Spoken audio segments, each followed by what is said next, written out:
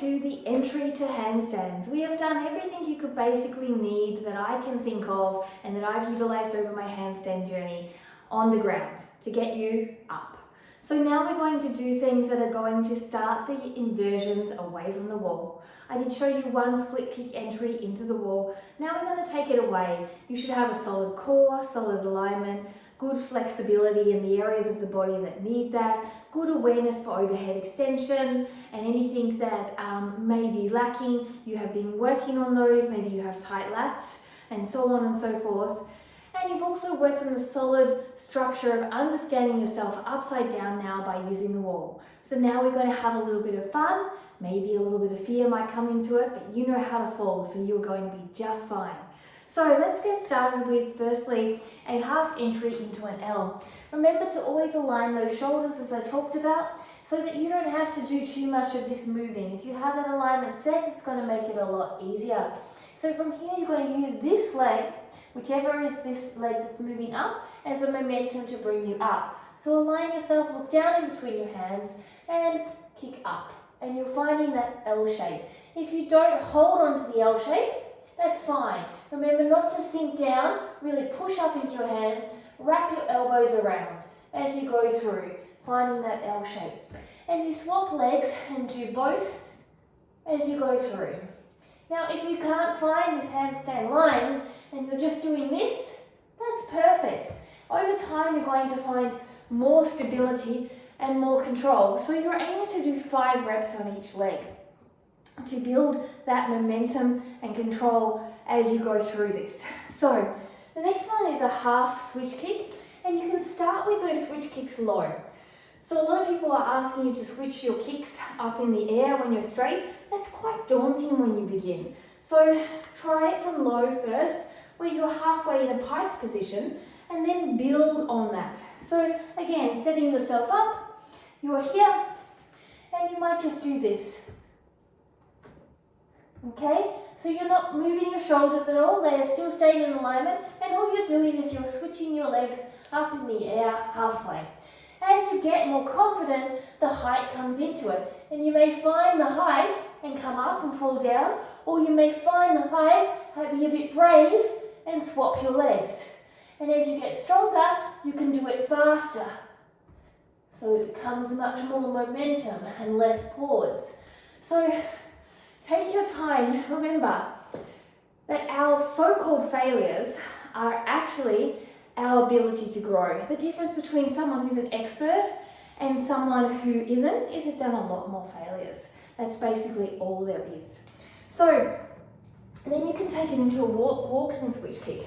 So you walk one leg, you bring your hands down, you switch up, you bring the leg down, and then from there you walk to the next side and do the same thing. So you're doing a walking switch kick. So you're allowing yourself to go over a period of time momentum to build that confidence and the ability to move in space. So you're walking forward, hands come down, shoulder alignment, kick up, come down. This back leg switches through, you stand up, and then you come down and you kick up again. So that walking switch kick is a nice way to build a little bit of travel in space, but also a little bit of momentum, because so often what happens is we go up and we do this, and we go up and then we hold here, and then we go up and we hold, then we switch, and then we come down. But what we really want is that really nice fluid motion where we're really trusting the foundations down in space and understanding ourselves with all the skills we've learned and using that intuition to move with the balance. So from there, we're going to go into a jump straddle. The jump straddle is a good way to build that ability to go into straddle and build that ability to understand a little bit more power. So from this movement here, lining up always the same way. And then from here, I'm going to jump, straddle, jump, straddle. And maybe as you get more power, you jump, straddle, hold. Okay, and then you come down. You try to go as light up and light down. And this little jump straddle gives you a little bit more grace and power in the momentum to feel it out, but then also use that little extra oomph from the second jump to get you up there. And then you can then go to the straddle movement, and the straddle movement with wide legs jumping up. So with one jump. So you keep your legs wide, and from here you just simply, and I say this simply with the nicest possible way of saying it, nothing is ever simple, you're going to just spring yourself up and down, up and down. And as you get more confident again, you can come up and hold. Now, one of the hard things here is that to actually come up and down, you actually need a lot of glute med activity, glute medius. So one of the things I like to do to activate it is to work on a little sequence. Now that sequence is coming into my half moon. If you can't touch the ground, use a block. And I'm going to bring my leg around here and back. Bringing my leg around and back. Now the last time I'm going to bring my leg around and I'm going to hop to the other side and switch. This is going to be like a fire hydrant. If you've ever done a fire hydrant, you can keep both legs down. And it's going to help you to develop the glute med. But also that med, that pressing motion, this is that motion too that you're using, to be able to use it for press. But at this moment, we're just using it to hold us there and to understand that our glutes actually have to activate to hold us into that position. So from there, we can work at going into a straight handstand. So we are simply kicking up and actually holding for a few seconds. So instead of coming quickly down, we're trying to find a tiny little bit of balance. So you set yourself up, find your stability here, and then from there, you're just going to bring yourself up, and you're going to maybe fall down like that. Then you're going to try again. You maybe bring your legs together and then maybe fall down. And then eventually what you're going to do is you're going to come up and you're going to just hold. Then you're going to go 1, 2, really lining yourself up, 3, and then coming down. So again, allow the falls to give you grace, to build awareness. Oh, I fell because my chest came too far forward. I fell because my glutes were not activated. I fell because my ribs flared, and so on and so forth. Maybe my ribs flared because my lats feel really tight today. Let me just do a myofascial release out my lats, then let me try it again. So you're building information as you fall and fail. You're actually collecting information for success. So remember, it's a process of building that success as you go through. And you should try all of these entries, and some will be graceful and some won't be, but also be open to the ones that aren't graceful to try again at a later stage as your skills develop. And the ones that are easy, maybe they also don't become your preferred ones later because you have new skills. So after that, we want to do the tuck entry, which I showed a little while ago. So the tuck entry is one where you are setting yourself up. Remember the rounded shoulders, protracted shoulders, and from here you're just jumping up and holding. Now that just jumping up and holding takes a lot of time. So you might be just doing some donkey kicks in the meantime until you are able to jump up and hold. And you really want to compress the knees here into the chest as you push up, but keep the shoulder open as you keep the ribs in. So it's a big combination of information, and you're really pressing, not your bottom back like this, you're really pressing with a back of the back pokey bits of your bones there at your hip. You're pressing those back as you go into space. That's going to give you the stability. Now if your weight is too much on this part of your hand, you're going to fall out, and you're going to fall out in this motion. So if your weight is too far back on your hands, you're going to come back like this. Okay, so that means that you're going to have to center the weight on your hands a little bit more to make sure you hold. So again, it gives you information as you're going through. Sometimes also, if things are too hard, it could just simply be that you need a rest. Take a little bit more rest when you need to, especially with handstands and balance. It's not just physical, it's mental as well. So after that, we're going to go into a stag entry. Now, a stag entry is a little bit of a backbend entry. So it's going to be a little bit different, but for those that have a little bit of a more archy back, it may be your preferred entry. You're actually going to have to look up when you do it and lean slightly forward. Now from this motion here of looking up, keep your head up. you're going to have to kick this leg up and bend it into that bent leg and this bent leg. Now this leg is going to come over, and to come over I need to squeeze my glute. That's going to bring the leg down to give me the counterbalance from the leg that's forward. And at the same time, if I squeeze it too much and don't lift my head enough, then I'm going to fall. So I have to be able to also make sure that my head is lifted so I have that counterbalance. So here we go.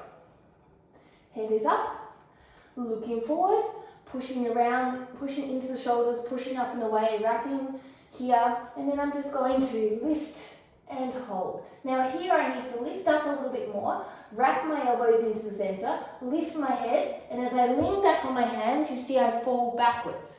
Now what I needed to do there was push up more, squeeze my glute more on the back leg, and lift my head further up. So there's the counterbalance. So let's do it again. This is how you learn. Again, setting it all up, looking forward, leaning forward, and coming up. And here is that balance. Pushing up, pulling that leg down, curling my spine, lifting my head, and holding here. And you can start to play with the balance as you get more comfortable. So this one's a really nice one if you are feeling a little bit bendy and that's more your natural desk position. It helps you to use your upper back. If you don't have an upper back capacity yet, which many of us don't, and I know it's taken me a long time to use, that's okay. Remember that this will come in time and this one may be a little bit more difficult for you, and that's okay too.